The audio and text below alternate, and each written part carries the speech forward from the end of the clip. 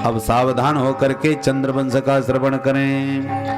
अथातः श्रूयतां राजन् वंशः सोमस्य पावनः यस्मिन् ऐलादयो भूपा कीर्त्यन्ते पुण्यकीर्तयः। परम पवित्र चंद्रवंश भगवान नारायण के नाभि कमल से ब्रह्मा के बेटा अत्रि, अत्रि के चंद्रमा, चंद्रमा के बुध, बुध के पुरुरवा, पुरुरवा का ही दूसरा नाम एल, जिनका विवाह हुआ उर्वशी से बेटा हुए 6 आयु, श्रुतायु, सत्यायु, रय और जय और विजय। इन्हीं के वंश में आगे चल के राजा गादी हुए, जिनके बेटा विश्वामित्र हुए। चरु परिवर्तन के कारण उधर इनकी एक बेटी थी, गादी की बेटी सत्यवती, जो ऋचि को ब्याई, जिनके बेटा हुए कौन? महाराज जमदग्नि। और जमदग्नि के बेटा भगवान परशुराम जी का प्राकट्य हुआ। बोल परशुराम भगवान की जय। जिन्होंने आतताई है वंशियों का अंत करके और अनेकों बार पृथ्वी को इनके आतंक से मुक्त करते 21 बार इनसे रहित कर दिया था। अद्भुत भगवान परशुराम जी के चरित्र पराक्रम की गाथाएं हैं। इन्हीं चंद्रवंश के राजा महाराज नहुस हुए। नहुस के भी 6 बेटा हुए, यति, ययाति, संयाति, आयति, वियति, कृति। जो ययाति थे उनके 2 विवाह हुए, देवयानी शर्मिष्ठा से। बेटा हुए 5, यदु, तुर्वसु, द्रुह्यु, अनु और पुरु। सबसे छोटे बेटे पुरु ने अपना यौवन दे दिया पिताजी को, बुढ़ापा लिया स्वयं। पिता ने प्रसन्न होकर सम्राट बना दिया। उसी पुरु वंश में राजा दुष्यंत हुए, जिनके परम प्रतापी पुत्र भरत हुए। और इसी भरत वंश में परीक्षित तुम्हारा जन्म हुआ, इसलिए तुम सब भारत कहलाते हो। अर्जुन को भगवान गीता में भारत कहते हैं और भागवत में परीक्षित को भारत श्री सुखदेव बाबा कहते हैं। भारत माने भरत वंशी। ऐसे परम प्रतापी भरत वंश में परीक्षित तुम्हारा जन्म हुआ। अब जो ज्येष्ठ पुत्र थे राजा ययाति के, उनका नाम था यदु। उनसे यदुवंश चला। यदुवंश में अजमीर, देवमीर, सूरसेन प्रभृति बहुत राजा हुए। सूरसेन के बेटा आनक दुंदुभी हुए, जो बड़े होने पर वसुदेव के नाम से जाने गए। वसुदेव जी के कई विवाह हुए। उनमें सप्तम पत्नी थी देवकी, जिस देवकी से 8 बेटा और 1 बिटिया भई। उसमें 8 में कृष्ण कन्हैया और बिटिया हुई जो तुम्हारी दादी मैया है परीक्षित। अष्टमस्तु तयोरासीत् स्वयमेव हरि किल सुभद्रा च महाभागा तव राजन पितामही। एक श्लोक में कृष्ण कथा भी सुना दिए। भगवान का जन्म मथुरा के जेल खाने में हुआ। जन्म महोत्सव गोकुल में मना। 4 वर्ष गोकुल में रह के आ गए वृंदावन धाम। 6 वर्ष वृंदावन में रास रचा के फिर आ गए मथुरा धाम। मामा कंस को मार के 14 साल मथुरा में सुंदर लीला किए। फिर चले गए रणछोड़ बन के द्वारिका। दिव्य द्वारिका में 100 वर्ष तक भगवान ने दिव्य लीलाएं करी और 125 साल में पृथ्वी का सारा भार उतार करके अंतर्धान हो गए। बोल कृष्ण कन्हैया लाल की जय। परीक्षित बोले हो गई कृष्ण कथा, वो सुना तो दी। अब तो हाथ जोड़ के परीक्षित खड़े हो गए। यहीं से भागवत के 10वें स्कंद में प्रवेश हो गया। परीक्षित ने प्रश्न किया, कथितो वंश विस्तारो भवता सोम सूर्ययो राज्ञां चोभयवंश्यानां चरितं परमाद्भुतम् यदोश्य धर्मशीलस्य नितरां मुनिसत्तमा तत्रांसेनावतीर्णस्य विष्णोर्वीर्याणि संसना। हे मुनि सत्तमा, हे महामुनि सुखदेव जी, आपने मुझे सूर्य चंद्र वंश की वंशावली बहुत विस्तार से सुना डाली। उनके ये हुए, उनके वो हुए। अब देखिए एक एक शब्द पर ध्यान दें तो बड़ा अद्भुत परीक्षित का भाव उमड़ रहा है। सुखदेव जी ने पहले कह दिया था कि न शक्यते विस्तरतुम वक्तुम वर्ष शतैरपि। विस्तार करूंगा तो 100 साल में भी पूरा नहीं सुना पाऊंगा, इसलिए संक्षेप में सुना रहा हूं। अति संक्षिप्त वंशावली सुनाई, फिर भी परीक्षित की शिकायत है, कथितो वंश विस्तार, आपने बहुत वंश विस्तार कर दिया। क्यों जी, इतने संक्षेप को भी विस्तार क्यों कह रहे हैं? जैसे आपको नंद महोत्सव मनाने की चटपटी है, पूरा खूब बधाइयों की सामग्री दिख रही है, लगता है कब नंद के आनंद होए, और हम इधर राम कथा का नेक भी विस्तार कर दिए थोड़ा भी, तो आपको लगता है ये राम कथा खींचे चले जा रहे हैं, नंद महोत्सव फटाफट मनाए ना। तो थोड़ा भी हमने रामचरित सुनाया, फिर भी आपको लगता है जैसे विस्तार कर दिया हो, क्योंकि आपको कुछ और सुनने की ललक बनी हुई है, इसलिए।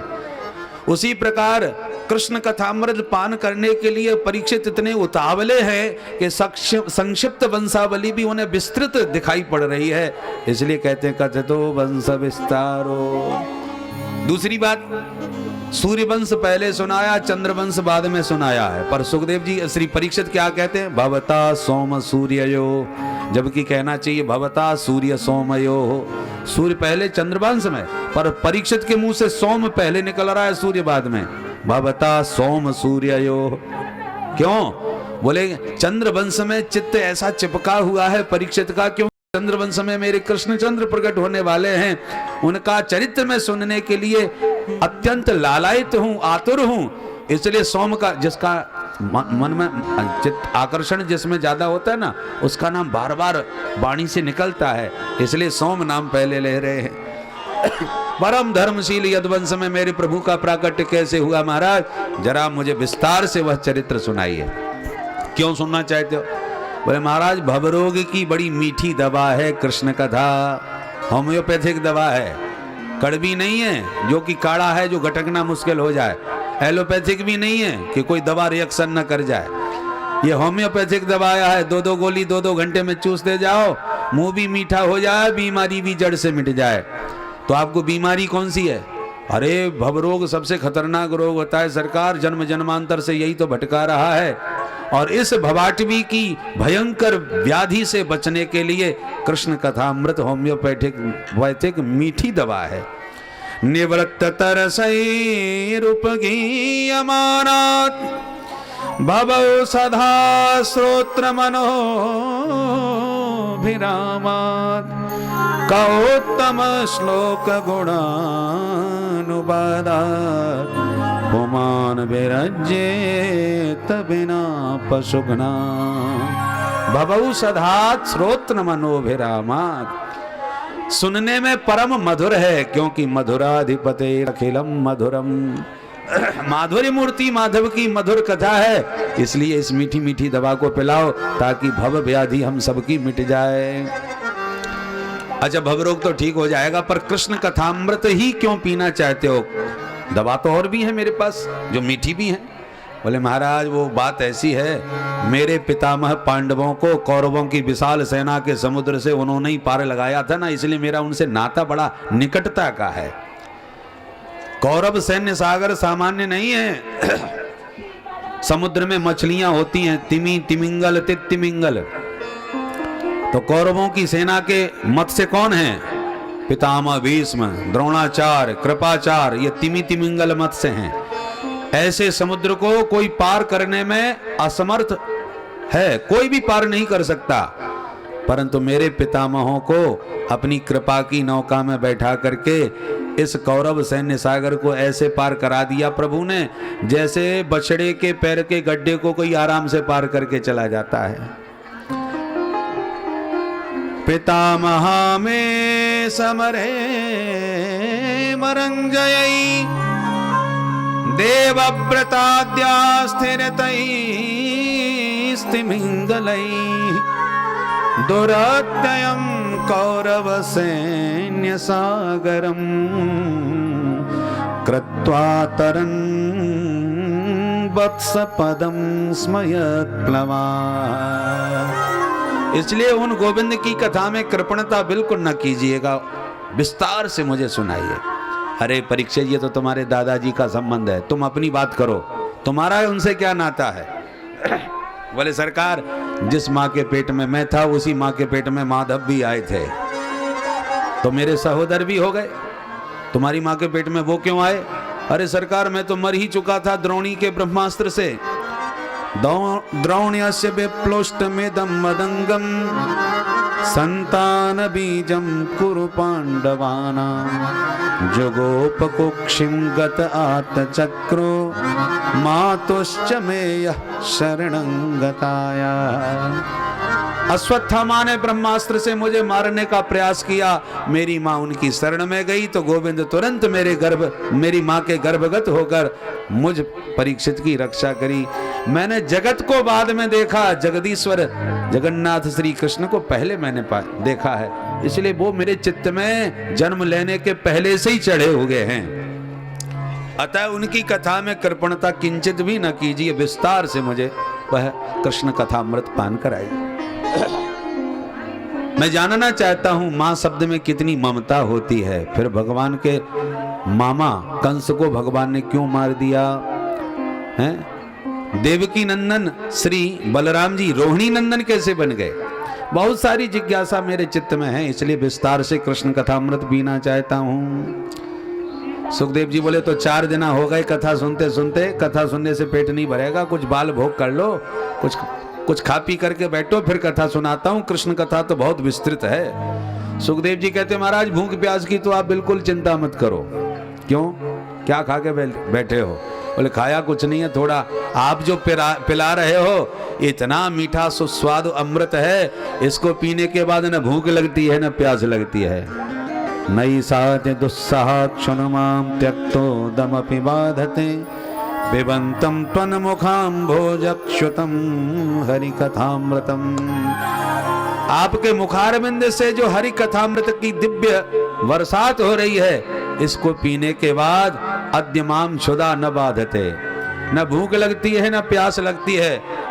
क्योंकि मैं जानता हूं दुस्सह है ये क्षुधा। उस पहले दिन का प्रसंग याद करो, जब मैं भूखा था, प्यासा था, दिग्भ्रमित हो गया था, तो क्रोध में आकर के महात्मा के गले में मरा सर्प डाल के चला आया था। उस दिन मुझे पता चला भूख क्या चीज होती है? दुस्सह है, उसको सह पाना। पर नैसाति दुस्सहा क्षुन्माम त्यक्तो दमपि बाधते अद्यमाम न बाधते। आज बिल्कुल भी मुझे भूख प्यास का पता नहीं चल रहा, इसलिए खूब चकाचक बस यही अमृत जो आप पिला रहे हो इसी को पिलाते रहो। सुखदेव जी गदगद हो गए। बारे परीक्षित, भगवान की कथा सुन के ही तेरा पेट भर रहा है। श्रोता यदि श्रोता तो वक्ता फिर वक्ता, और श्रोता यदि सोता तो वक्ता फिर वक्ता। श्रोता जब ध्यान से सुनता है तो वक्ता बड़े प्यार से कहता है, सुनाता है, और श्रोता जब सोने लगता है तो वक्ता भी बक बक करके टाइम पास कर देता है। प्यार से बोलो राधे राधे। कथा वक्ता नहीं कहता, श्रोता कहलवाते हैं। इसलिए परीक्षित की उत्कंठा ने सुखदेव जी के हृदय में दिव्य भावों का संचार कर दिया, आनंद में भर गए। परीक्षित, भगवत विषयक चर्चा करने से सबसे पहला कल्याण तो वक्ता का ही होता है। वासुदेव कथा प्रश्न पुरुषान स्त्रीन पुनाति ही वक्तारम प्रक्षकम श्रोत्रीन तत्पाद सलिलम यथा। भगवान का चरणामृत जो अभिषेक किया जाता है, जो अभिषेक करेगा उसका कल्याण, जो भगवान के चरणामृत का वितरण करेगा बांटने वाले का कल्याण, और जितने लोग पिएंगे उन सब का कल्याण। अभिषेक करने वाला एक, बांटने वाला एक, पर पीने वाले अनेक। ऐसे भगवान की कथा कहने वाला एक, प्रश्न पूछने वाला एक, पर सुनने वाले अनेक। तो तत्पाद सलिलम यथा, जैसे भगवान का पाद सलिल चरणामृत सभी को पावन कर देता है, ऐसी भगवान की कथा भी सबको पवित्र करने वाली है। अब ध्यान से सुनो। जब पृथ्वी पर चारों तरफ अत्याचार, दुराचार, भ्रष्टाचार, पापाचार का साम्राज्य छा गया, तो घोर भूत्वा गाय का रूप बना करके गोविंद की शरण में यह करुण क्रंदन करती कुरवी गई। पृथ्वी ने प्रार्थना करी देवताओं के साथ मिलकर भगवान की, तो भगवान ने ब्रह्मा जी के हृदय में निर्देश किया। ब्रह्मा जी ने वह निर्देश सबको सुना दिया। सुनो सुनो, प्रभु से मेरी बात हो गई। क्या बात हो गई? बोले प्रभु ने आदेश दिया है, वसुदेव गृहे साक्षात भगवान पुरुष परः जनिष्यते तत्प्रियार्थम संभवन्तु सुरस्त्रियः। भगवान वसुदेव नंदन मन के मथुरा मंडल में शीघ्र प्रकट होने वाले हैं, इसलिए आप लोग भी पधारो उनके स्वागत की तैयारी करने के लिए। जय हो महाराज, हम चलते हैं। भगवान ब्रह्मा जी बोले एक बात और पूरी सुनो। क्या? अकेले मत जाना, अपनी अपनी देवियों को भी ले जाना। अरे ये क्या करेंगी? बोले भगवान अकेले नहीं आ रहे, जनिष्यते तत्प्रिया। तत्प्रिया भगवती वृषभानुनंदनी राधा रानी बरसाने वाली प्रकट हो रही है। बरसाने में भगवान की प्रियाजू प्रकट होंगी बरसाने में, इसलिए संभवन्तु सुरस्त्रियः, तुम भी अपनी अपनी देवियों को लेके चल के प्रिया जी की सेवा में समर्पित करो। तब तो देवी देवता दोनों ही आनंद में भरे ब्रजमंडल में, मथुरा मंडल में यत्र तत्र प्रकट होने लगे। मथुरा भगवान यत्र नित्यम सन्निहितो हरि, मथुरा मोक्षदापुरी है, परम पवित्र है, जहाँ के राजा महाराज उग्रसेन हैं। पर बेटा बड़ा दुष्ट हो गया, नाम है जिसका कंस, जो बाप को ही उठा के जेल में पटक करके जबरदस्ती मथुरा की सत्ता को अपने कब्जे में कर लिया। पर अपनी छवि सुधारने के लिए इसने क्या किया? अपनी चचेरी बहन देवकी का धूमधाम से विवाह किया, ताकि समाज में छवि थोड़ी ठीक हो जाए। आजकल लोग हमें आतंकवादी की छवि से देखते हैं, मेरी छवि समाज में बिगड़ी हुई है। तो सुधारने के लिए इसने खूब नाटक किया, और विदाई के पलों में, बहन की विदाई में आंखों में आंसू भर करके रोने का नाटक भी किया। जनता तो बेचारी भोली भाली है, ये सत्तासीन लोगों के इस कौतुक को पहचान नहीं पाती है। तो जनता बोली, अरे महाराज का स्वभाव तो नारियल के समान निकला, ऊपर से कठोर हैं पर भीतर से सचमुच कोमल हैं। देखो अपनी बहन की विदाई में कितने भावुक हो रहे हैं। देवताओं ने देखा ये तो बड़ा पाखंडी है, सारी जनता को आज हृदय जीत रहा है, नाटक दिखा रहा है, चलो असली चेहरा हम इसका जनता के सामने प्रकट करते हैं। सो देवताओं ने वो तो घोषणा कर दी आकाशवाणी से, अस्यास्त्वामष्टमो गर्भो हन्तायाम बहसे बुध। ए अबुध, ए मूर्ख कंस, जिस देवकी का तू इतना भाव के साथ विवाह कर रहा है, विदाई कर रहा है, इसी देवकी का 8वां लाल तेरा बनेगा काल। जो सुना कि देवकी का लाल मेरा काल, तो कंस की आंखें भी हो गई लाल। न रहेगा बांस न बजेगी बांसुरी, देवकी नहीं रहेगी तो देवकी नंदन कहां से होगा। भगनीम हंतुमारब्ध खड्ग पाणी कचे ग्रहीत, तुरंत केस पकड़ के पृथ्वी पर पटक लिया देवकी को, और जो तलवार निकाली तो वसुदेव जी ने हाथ पकड़ लिया। महाराज रुको रुको, सारी जनता देख रही है, पर जनता जान गई ये पापी कितना पाखंडी है। एक क्षण पहले रो रहा था उसकी विदाई में, अगले क्षण उसी बहन की गर्दन काटने को खड़ा हो गया। पग पग पर जिसका व्यवहार इतना बदल रहा हो, वो कैसे साधु हो सकता है? ये जनता है, सब जानती है, जनता सब जान गई इसका असली चेहरा क्या है। अंत तो गत्वा वसुदेव जी ने विविध भांत समझाया, अरे महाराज ऐसा तवानुजा बाला कृपणा पुत्रिकोपमा हंतुम नारहसि कल्याणी इमाम त्वं दीन वत्सल। आप दयालु हो महाराज, ये तुम्हारी छोटी बहन है, बेटी के बराबर है, कुछ तो दया करो। विवाह की बेला में आशीर्वाद की जगह तुम तलवार दिखा रहे हो। कंस को थोड़ी सावधानी आई, बोला क्या करूं वसुदेव, ये मेरे काल को जन्म देगी, तुमने सुना नहीं? वसुदेव जी ने कहा मैंने सब सुन लिया, परंतु मैं आपसे पूछना चाहता हूं, आकाशवाणी ने देवकी को तुम्हारा काल नहीं बताया है, उसके बेटे को काल बताया है। तो मैं आपको वचन देता हूं वसुदेव। वसुदेव कहते हैं मेरा वचन है, पुत्रान समर्पयिष्यस्या यतस्ते भयमुत्थितम, पुत्रों से भय है, मैं इसके बेटा तुम्हें सौंप दूंगा। कंस को ये बात को जची, अच्छा ये बात है तो तुम दोनों पति पत्नी मेरे पास रहो। रह लेंगे महाराज, कोई फर्क नहीं। दोनों को बंधक बना लिया। कालांतर में प्रथम पुत्र हुआ, कीर्तिमंत नाम रखा। वसुदेव जी ने स्वयं अपने हाथों से कंस को सौंप दिया, ये हमारी प्रथम संतान। कंस बड़ा खुश हो गया। बहुत सज्जन आदमी है भाई, अपने हाथ से अपना बेटा हमको देने आए हो, चलो तुम भी क्या कहोगे वापस ले जाओ, मुझे इससे कोई खतरा नहीं है। हाँ पर 8वें को मत छोड़ना, ध्यान से मेरे को देना, उसे नहीं छोड़ूंगा। ठीक है महाराज, जैसी आपकी मर्जी। बस लौटे ही थे वसुदेव जी के पहुंच गए नारद बाबा, दिखा दिया भाजपा का चुनाव चिन्ह और कहा बताओ इस कमल में 8वीं पंखुड़ी कौन सी है। सोई खोपड़ी घूम गई, क्या कहना चाहते हैं? इधर से गिनो 8वीं, ये हुई 8वीं, अब इधर से गिनो, अब इधर से गिनो, खोपड़ी घूम गई कंस की, किसमें 8वीं, अब मैं कौन सी मानूं? समझ में आ रही है मेरी बात? हाँ गुरुदेव समझ गया, इसका मतलब रिस्क नहीं लेनी चाहिए, पहला भी आठवां, आठवां भी पहला बन सकता है, गिनने के ऊपर है। बुलाओ बुलाओ वसुदेव जी को। तुरंत वसुदेव जी को बुला के प्रथम पुत्र को पैर पकड़ के धरती में दे मारा। लगातार 6 पुत्रों की हत्या कंस के हाथों हुई, परंतु सप्तम गर्भ में भगवान ने शेष जी को भेज दिया और योग माया को बुला के निर्देश दिया, देवी जाओ शेष जी को आकर्षित करके देवकी के गर्भ से रोहिणी के गर्भ में स्थापित करो और तुम यशोदा मैया की बेटी बनो, मैं देवकी का 8वां बेटा बन रहा हूं। कंस जब तुम्हें मारने का उद्यम करे तो अष्टभुजी बन जाना, फिर देखो तुम्हारी कितनी पूजा होती है। दुर्गा मैया, शारदा मैया, अंबिका मैया, चंडी मैया, कात्यायनी मैया, भद्रकाली मैया, अनेक मैया बन के पूजोगी। योग माया प्रसन्न हो गई और वही किया जो प्रभु ने निर्देश दिया और कंस को लगा देवकी के सप्तम गर्भ का स्वतः पतन हो गया। बड़ा बोले चलो अच्छा हुआ, एक वैसे ही मर गया।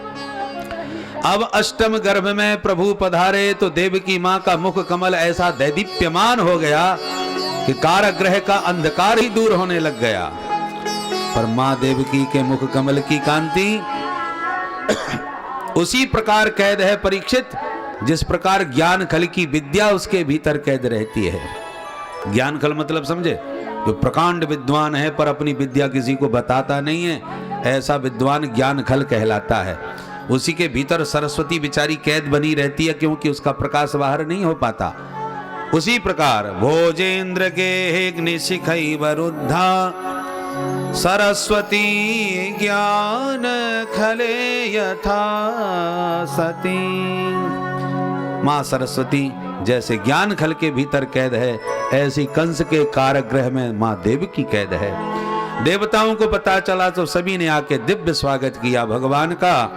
सत्यव्रतम सत्य परम त्रिसत्यम सत्यस्य योनिं निहितं च सत्ये सत्यस्य सत्य मृत सत्य नेत्रं सत्यात्मकं त्वां शरणं प्रपन्ना स्वागतं कृष्ण शरणागतं कृष्ण स्वागतं कृष्ण शरणागतं कृष्ण कृष्ण स्वागतं कृष्ण शरणागतं कृष्ण स्वागतं कृष्ण शरणागतं कृष्ण। शृण्वन् गृह्णन् संस्मर्यस्य चिन्तयन् नामानि रूपाणि च मङ्गलानि ते क्रियासु यस्त्वच्चरणारविन्दयो नाविष्टचेता न भवाय कल्पते। स्वागतं सुस्वागतं शरणागतं कृष्ण स्वागतं सुस्वागतं शरणागतं कृष्ण स्वागतं कृष्ण शरणागतं कृष्ण स्वागतं कृष्ण कृष्ण शरणागतं कृष्ण।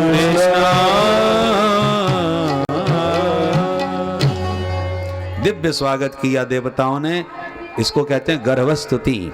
सत्य सत्य कह करके भगवान के स्वरूप का प्रतिपादन किया और अंत में देवकी मां को भी प्रणाम करके सारे देवता चले गए। अथ सर्वगुणोपेतः कालः परम शोभनः। भगवान के प्राकट्य का शुभ समय आ गया, भादों का महीना आ गया, कृष्ण पक्ष आ गया, अष्टमी तिथि आ गई, बुधवार आ गया, रोहिणी नक्षत्र आ गया, श्री हर्षण योग आ गया, बवकर्ण आ गया और मध्य रात्रि 12 बजे का समय हो गया। कालः परम शोभनः। सारी प्रकृति भगवान के स्वागत में नववधू की भांति सुसज्जित हो गई।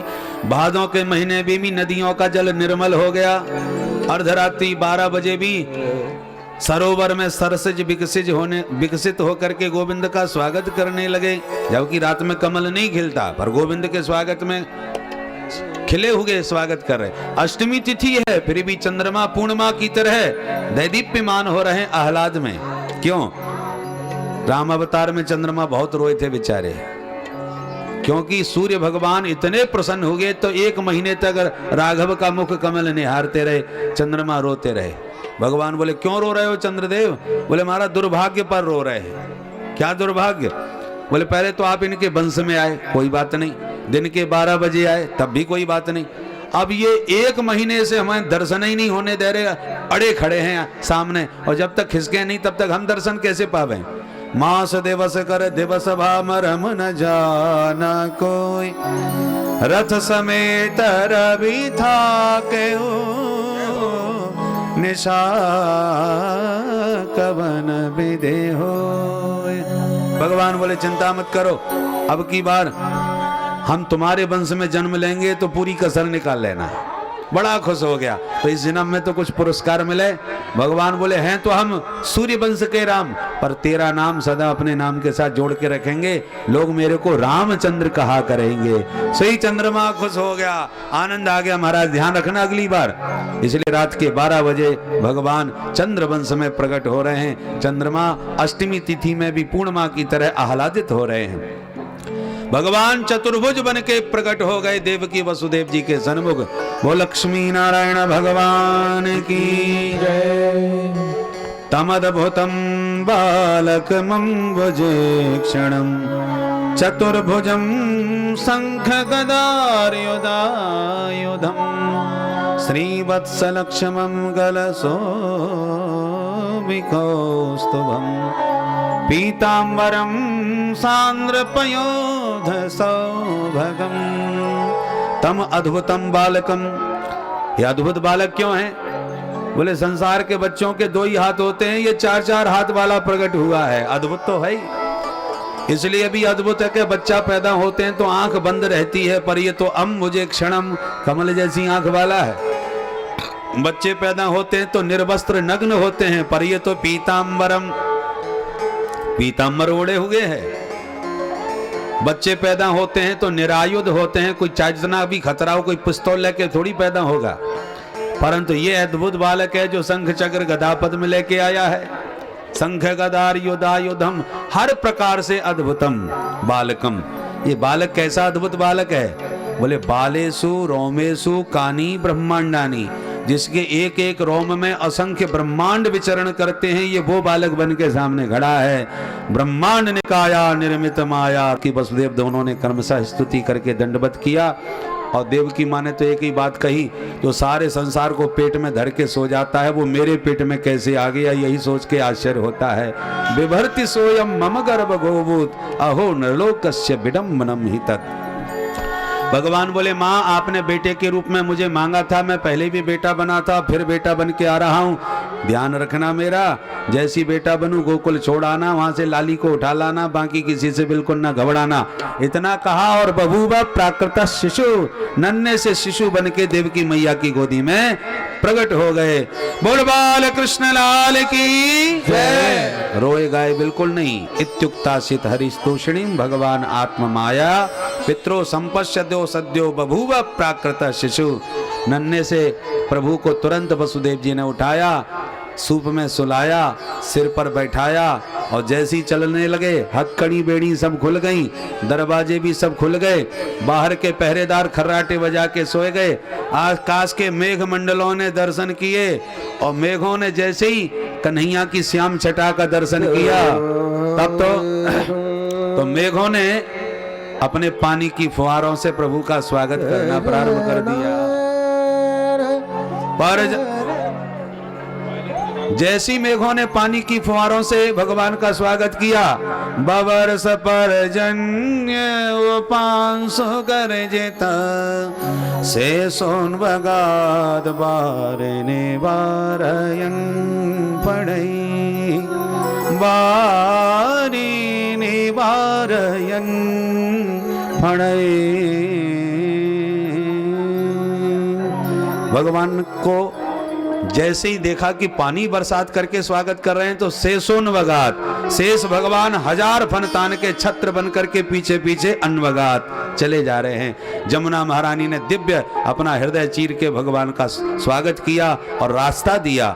यमुना पार करके नंद भवन में पहुंचे, लाला को सुला दिया, लाली को वहां से उठा लिया। जैसी बंदी गृह में वापस आए, हथकड़ी बेड़ी लग गई, दरवाजे बंद हो गए। कंस जैसी कन्या रोई, पहरेदार जग गए। कंस को खबर मिली, कंस दौड़ के आया, कन्या का पैर पकड़ के घुमाया।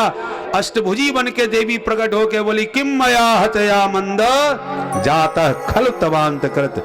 हे पापी, तू मुझे क्या मारेगा? तुझे मारने वाला पैदा हो गया।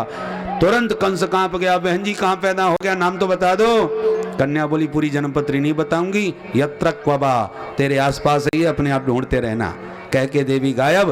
कंस गिर गया देवकी के चरणों में। बहन जी, जीवन में पहली बार आज पता चल रहा है कि देवी देवता भी आजकल झूठ बोलना सीख गए हैं। देवम अपि अनृतम भक्ति नमर्त्या एव केवलम।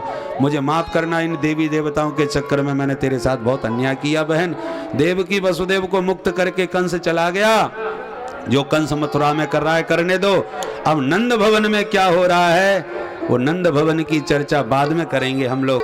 पहले महाराज श्री का आशीर्वाद लेंगे, तब नंद बाबा के घर जा करके फिर बधाई लेकर के लाला। अब अभी तो रात में लाला पहुंच तो गए नंद भवन में, परंतु ब्रजवासियों को सवेरे पता चलेगा कि क्या हुआ।